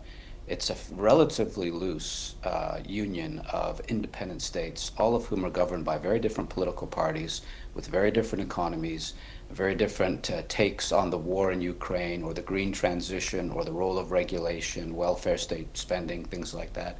And they really can't agree. Layered on top of that is a network, as it were, of regulations which tend to strengthen Brussels as the kind of capital of this economic and political union, but in ways that work against competitiveness. So we've got a real desire for increased competitiveness amongst Europeans, but very different visions about how it can be realized and achieved. And then there's this smothering layer of regulations which are intended more than anything else to strengthen the hand of the European Union's officials in Brussels. You put all of that together, and the prospects for European recovery, if I can put it that way, are very slim. One of your speakers there that mentioned Europe being in decline, and I think nothing that's going to be agreed around the table in this round of discussions and negotiations is going to reverse that. Europe is in structural decline, demographically, economically, geopolitically, and President Macron and others can claim otherwise all they want, but that is the deep and unsettling structural reality. Yes, as you mentioned, the structural decline and the need for them to come up with their strategy. How efficiently they must do this, and given the sectors that have already left them behind, like AI, and many innovations that we don't see it coming in from Europe. Well, that's right. We see some nodes of innovation within Europe, typically within national economies, not within this thing that doesn't really exist, the European economy. It's not to say that Europe is going to exit the world's historical stage tomorrow. It is to say that it is not right now in a place to compete with the United States, with China, with India, and various other countries which are at the forefront of this wave of economic and technological innovation. And Europe is simply being left behind. There are plenty of smart people in Europe, many of whom leave, and many of whom are not Europeans. That's the demographic piece. You put all of this together, and it's not clear to me or to European leaders what they collectively can do to reverse the rot and the decline. And I think we're beginning to hear a note of panic in European leaders as this reality dawns on them, that the chunk of the world which dominated the globe for a few hundred years is now being consigned to the kind of margins of the world economy, the margins of global culture, and that sits very uneasily with many people who live in or come from Europe. So do you think are we beginning to see the ending of, or are we beginning to see the beginning of the developing country versus developing country, but more in tech sector or more in more of technology driven that? And where do you think would place EU or European countries? I think we do see the center of gravity shifting. I mean, the United States is still an important node in that part of the global economy, but so is China in a way that wasn't true 30 or 40 years ago. So is India in a way that wasn't true 30 or 40 years ago. And I could go on. The global south is becoming a place where real innovation takes place in the cutting edge economic and technological sectors. And certain parts of the world, I mean, it's just a shift in the economic and technological balance of power. Certain parts of the world are declining. Not to say nothing good goes on in Europe, plenty still does, but it is not in the Premier League anymore. It's in the second division and maybe headed for the third division. Whereas other countries like China and the US and India, just to name three, are definitely in the Premier League when it comes to this kind of cutting edge innovation. So how important do you think is it for many countries, not just Europe, to stay alert about these inequalities that are emerging due to this? Well, I think it's important. Again, in a perfect world, every country or every union like the European Union would like to be in that top tier of countries innovating. That's where the high value added jobs are. That's where the knock-on effects in your economy are that are positive. That's where your security is enhanced in terms of the next wave of warfare being AI centric. Really the dividends of being at the cutting edge of the global economy in those key sectors is beyond estimation. It's very, very important. And so to the extent that a country like Europe is slipping, of course, they're going to look for ways to prevent that slide. I'm just not sure that the European Union has the mechanisms, the reflexes, the personnel needed to engineer a reversal of that decline. Maybe certain countries can, but they're now working against the European Union in terms of its regulatory overreach. Again, when I look at the big picture, I look at one of long-term European decline, and I look at it losing out to many of its competitors in the global south. With that, I'd like to thank Dr. Andrew Latham for joining us and sharing that insight. Thank you very much. Now we move on. A deadly storm named Storm Nils has caused significant disruption across France. Winds reaching up to 162 kilometers per hour have been recorded at 850,000 homes are currently without power. Authorities have confirmed that a lorry driver lost his life when a tree fell on his vehicle in southwest France. Schools have also been closed in several regions due to the storm's intensity. Flood warnings have been issued with the Gurun River at risk of overflowing, and roads and rail services which have been severely disrupted. Meanwhile, maritime traffic is facing delays. The storm is expected to ease by tomorrow morning. Furthermore, residents in affected areas are advised to remain indoors regardless of the conditions as power outages persist in the Nouvelle Aquitaine and Occitanie regions. Now moving on to Pakistan, serious concerns have surfaced regarding the health of Pakistan's former Prime Minister Imran Khan, after medical reports submitted to the Supreme Court of Pakistan indicated that he has been left with only 15% vision in his right eye.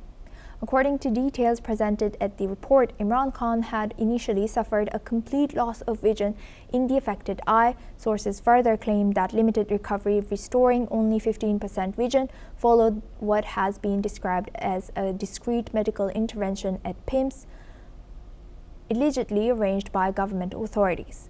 These claims have been intensified debate and raised fresh questions about his medical conditions and treatments. The development has deeply affected his family. His sister Alima Khan has reportedly broke down upon hearing that her brother had completely lost his vision and was left visually challenged in one eye. The emotional reaction underscores the gravity of the situation and the distress felt by those closest to him. As legal proceedings continue and more details emerge, concerns over Imran Khan's health remain a significant point of public and political attention across the country.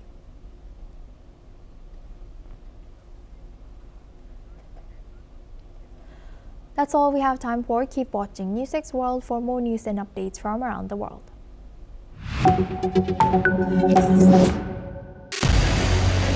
What we can do as the Interparliamentary Union to strengthen democracy, to promote human rights, to ensure that humanitarian law is respected. UN Security Council needs a makeover, a comprehensive reform, and India deserves a position there, a role there. Prime Minister Modi during Operation Sindoor made it amply clear that war has never been India's choice. We are with the side of peace. We are neither neutral nor indifferent. We are with peace. We would have dealt with US a whole lot on trade and those kinds of things, and that's not as certain these days. So we have to go back and look at our European partners, our Asian partners. An opportunity to exchange, to have a dialogue, to have a debate on a different perspective on finding the solution of the conflict. First thing that is important to have a common ground, and that we do have with humanitarian laws and human rights, but also to say, okay, what does it mean for us as a country to act on these laws and how can we work together? When we realize that there's something wrong with democracy, the institutions and policies, values come together and we take stock, and it's possible then to improve and chart a new course for democracy. It's the people's right to self-determination, and if they want to be independent, they should be independent. We will not start a war against Greenland.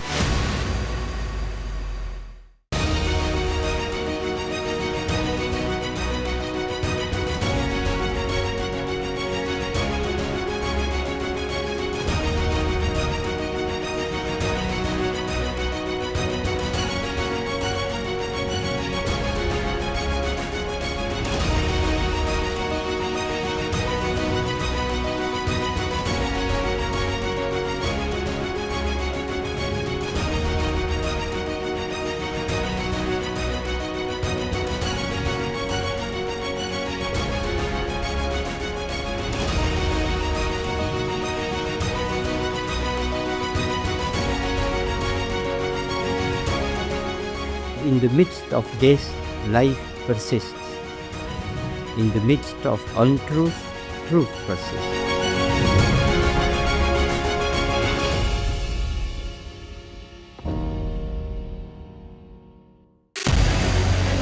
What we can do as the Interparliamentary Union to strengthen democracy, to promote human rights, to ensure that humanitarian law is respected.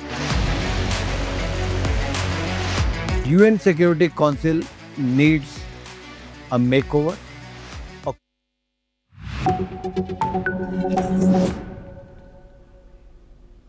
Hello and welcome. I'm Kriti Mehta and you're watching The World Report on NewsX World. We'll start with a check of the top headlines this hour. BNP expresses confidence in forming government after landmark poll. Opposition says won't engage in obstructive politics. World leaders congratulate Tariq Rahman.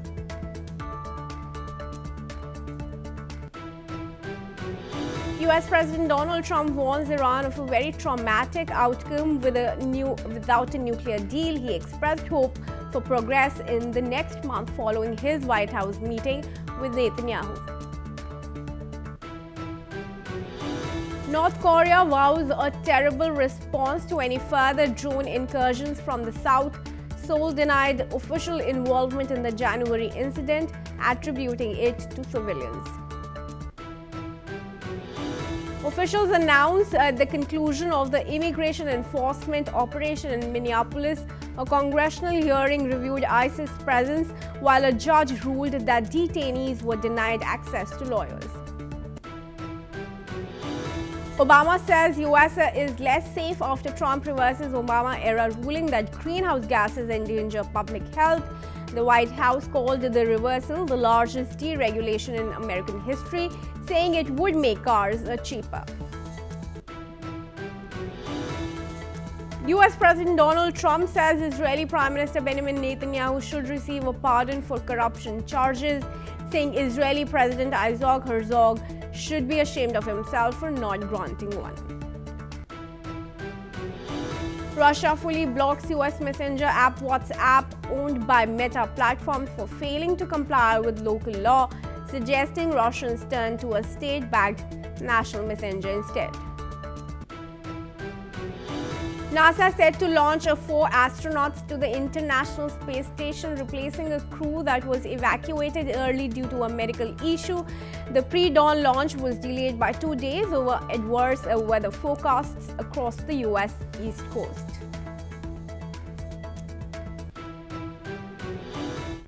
Alright viewers, our focus continues to stay on Bangladesh and the election results that have trickled in. Tariq Rahman's BNP is set to form the government in Bangladesh after securing a 2/3 majority in the recent election. Tariq Rahman promises significant reforms in several areas. He has pledged to empower women by providing free education up to post-graduation and introducing a family card for women. Rahman also promises tax exemptions for small industries and the establishment of a special welfare fund for Bangladeshi workers abroad. On the protection of minorities, Rahman vows to enact strict laws to safeguard the lives, property and places of worship of Hindus and other minorities. Rahman's campaign also focuses on administrative reforms, including strengthening the judiciary and improving election processes. Joining me now for this discussion is Prashanta Kumar Shil, political commentator, joins us from Dhaka. Prashanta, very good morning to you. Thanks for joining us. Big victory and mandate for BNP and its allies. Big promises as well. How much do you expect the party to deliver and in how long? Yes, it's a landslide victory for the welcoming victory from Mr. Tariq Rahman. His party especially. You know that the Tariq Rahman is a very long time gap, 15, more than 12 or 13 years. He is in London, but he is a comeback and very heroic moment, and just lead the in Bangladesh history. You know that there is a very 15 years. There is some rules from the Arab League, and also there is some moment here for Bangladesh, especially 2024. You know that. 2024, there is a moment from Zanzi revelation from in Bangladesh. So that's an overall situation, Mr. Tariq Rahman and the vote and Bangladesh election. So this is a very new challenges for Mr. Rahman, Tariq Rahman. You know that Tariq Rahman is a person who is a very crucial song from the Mr. President Jill Rahman and also the Begum Khaleda Jia, who were the very historical parents from the in Bangladesh contribution. So that is a very interesting for the part, and people there is some masses for the general people and for Bangladeshi people. So the people still love the party system here from here. People not from except the new one party, New Gen Z or something here. There's a lots of political party rising here from in Bangladesh several years. But the message is clear. The people are still loved from the who are the actually experimented in Bangladesh history. Look like an Awami League and BNP. So this is very one kind of message. Another, you see that there is so hype. We see that in Facebook, social media, and other media. There is a Jamaat can be reform the government, but what I see the result is very devastating for the Jamaat.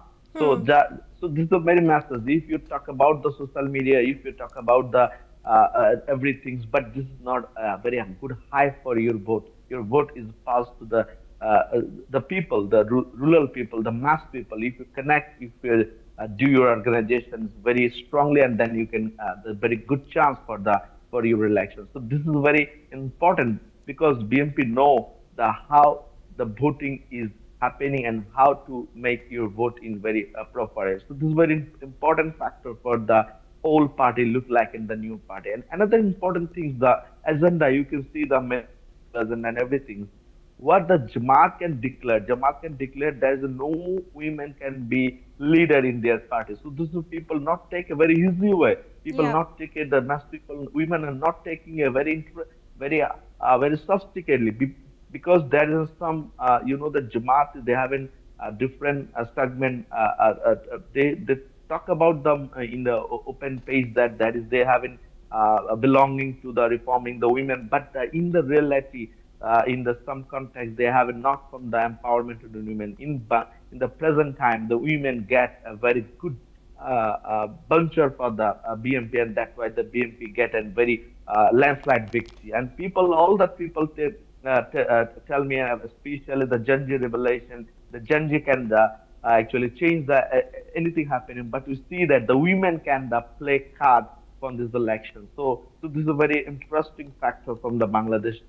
Actually election, and also you see that there is some challenges for the Mr. Rahman because you know that there is some one party is already from out of state from the in Bangladesh. So these very new challenges to actually you can just set off your law and order situation and everything dealing. So this is a very important issue. The another issue is you have to the relation between the India and Bangladesh. There is some we see that there is in last 2 years there is some very actually very close to relation from India and Bangladesh. So very new challenge, Mr. Rahman, how you can just in vassal, how you can free access relation and bilateral relations. That is the one contribution. The third issue is economic activities.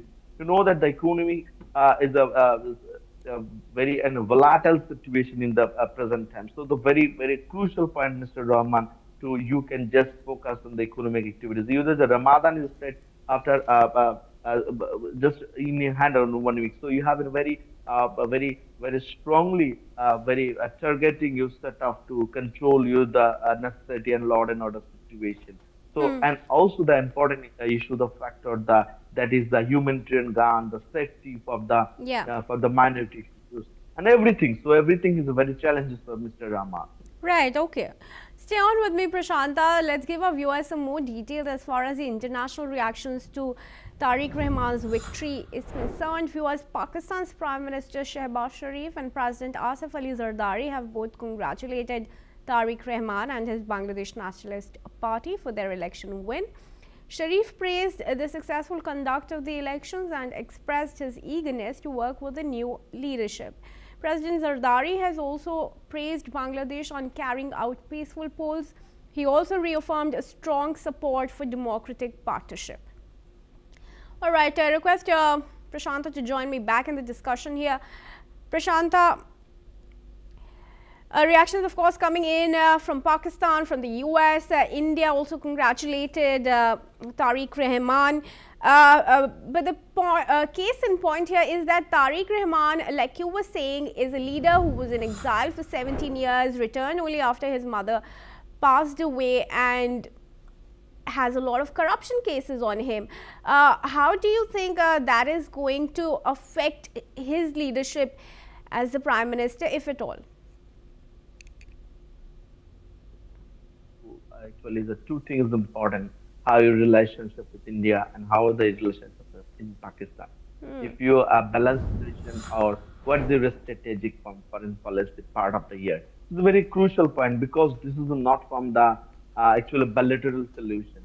This is a very important for the South Asian politics also. There is a factor from the the China. There is a factor from the US. So that you can calculate the everything relation, everything factor from international relation. You have to the mind out, and this is very normal practice to Asif Ali Zardari and Indian Prime Minister, and although the US Prime Minister, they have a very normal gratitude relation with, from one country to another country. So very segmented relation, but you have it talkable, but you have an enforcement capability to in driving force.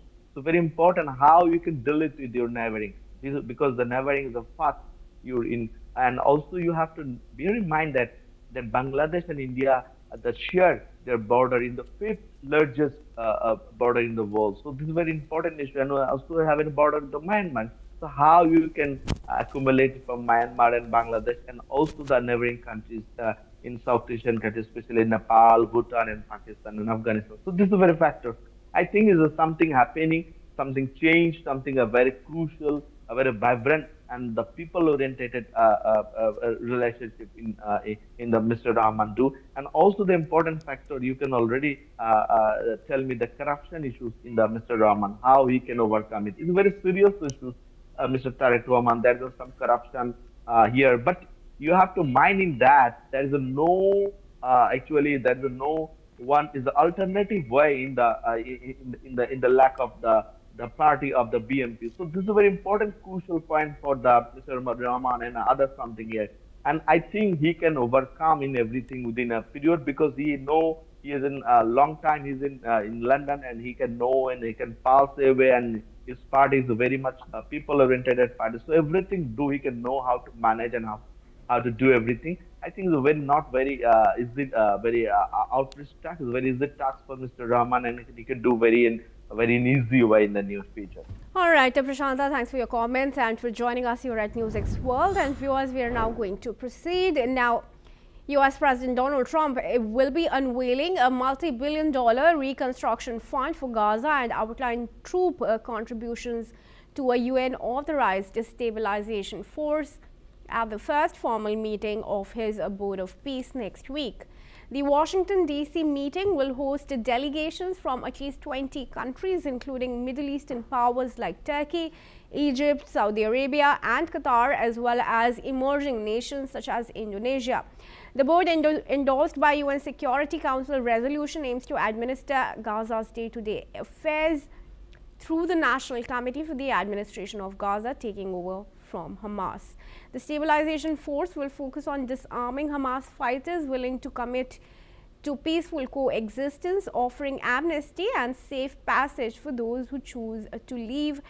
US officials described contributions from the Board of Peace members as generous, with no explicit fundraising requests made.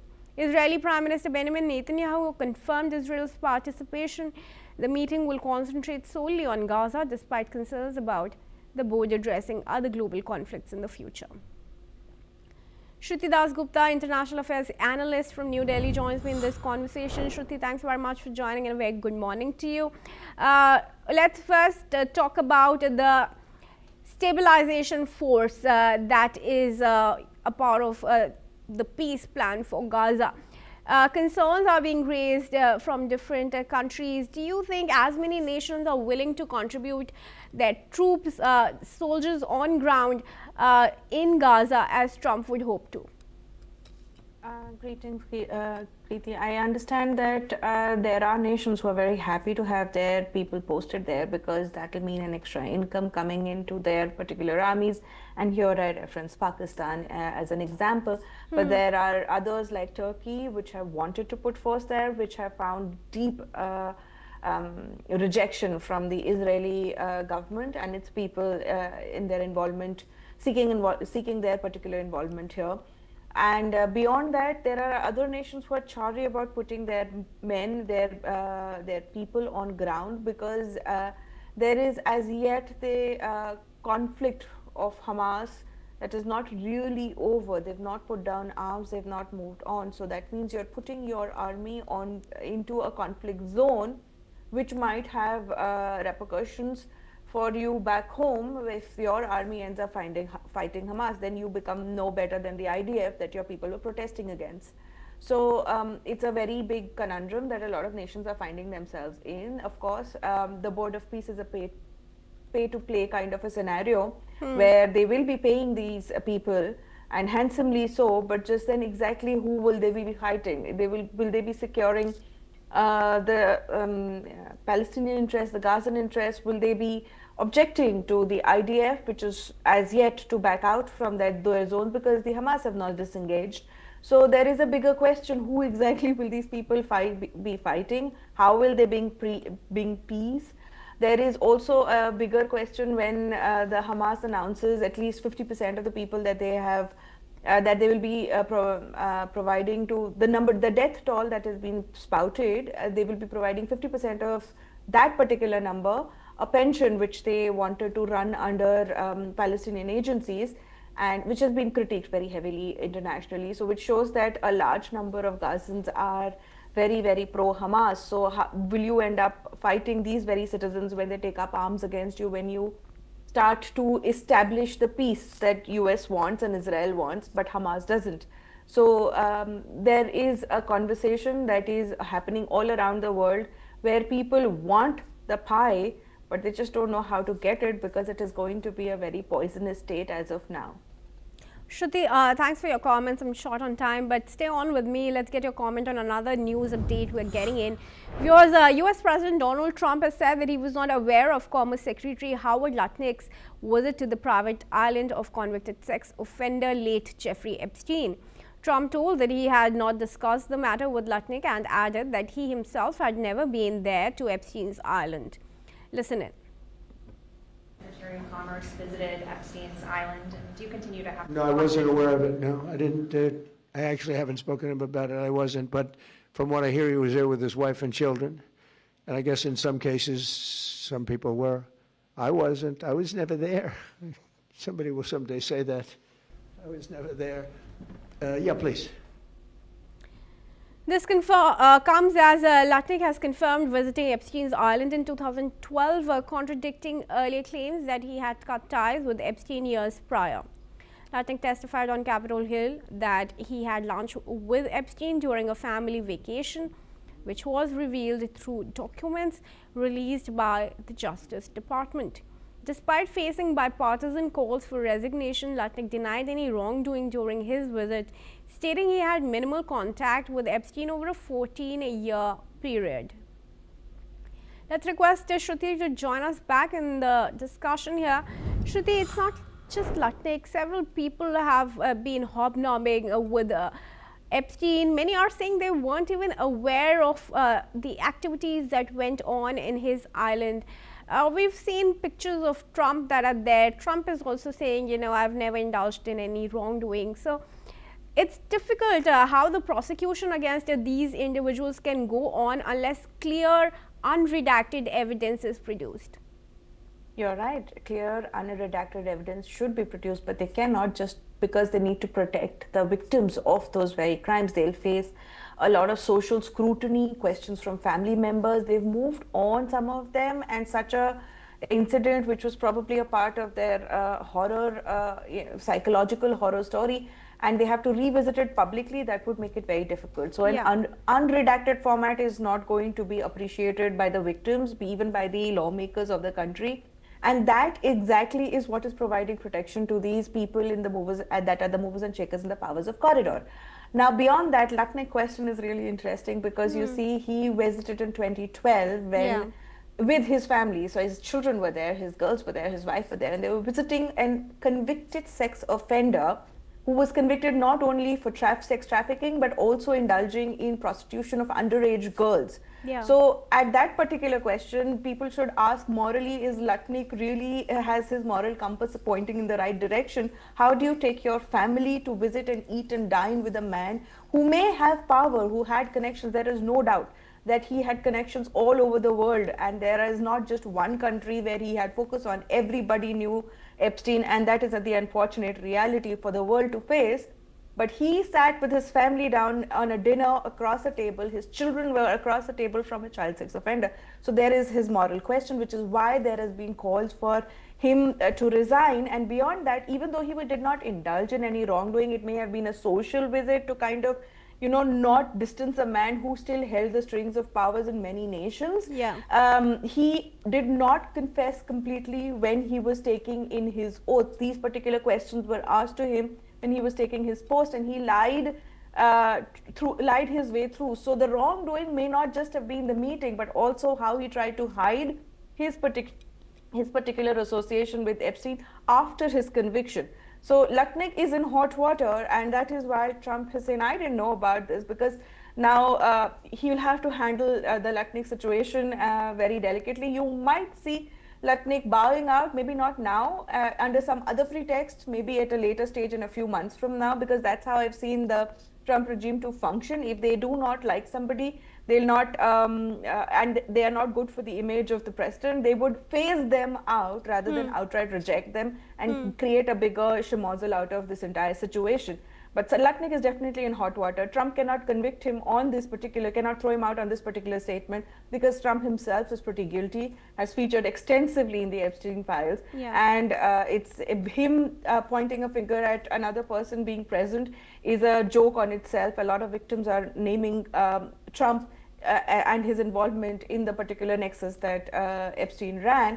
Ghislaine Maxwell is, of course, been under Trump's very kind hand, been given a state holiday, almost state-sponsored holiday, into a lower security prison. So there is a lot of dirt, filth involved in the Epstein files, and unfortunately Lutnick's filth has come out in full force. Shruti, we'll leave it at that. Thanks very much for joining us with your comments. And we now move on, viewers. The USS Gerald Ford aircraft carrier strike group is now set to sail from the Caribbean to the Middle East, joining the USS Abraham Lincoln. This move comes as US President Donald Trump looks to pressure Iran during ongoing diplomatic talks between Washington and Tehran. According to reports, the USS Gerald Ford will likely remain in the region until April or May, after receiving orders to extend its deployment. The increased US military presence in the area follows a rising tension with Iran. Retired Major General A.K. Sewach, a geostrategic expert from New Delhi, joins me in this conversation. General Sewach, thanks very much for joining me, and a very good morning to you. How are you viewing Trump moving more USS carriers now towards Iran, especially after he's issued the stark warning for it to come on a deal over the nuclear question, and is also going on to say that Iran will face traumatic consequences. But does Trump know, is he fully aware of the fact that Iran is not one to back down, will be striking its carriers, its aircraft with full might as well? Very correct, Kirti. You see, 2-3 issues are there. There's no denying the fact the US is trying to put tremendous pressure on Iran, that whatever 3 demands which US has given, Iran should agree on that. One is that basically that Iran should not become a nuclear, and it should be checked by the IAEA. Second thing is also curbing their number of ballistic missile, as well as number as well as a range, because range is very important for Israel.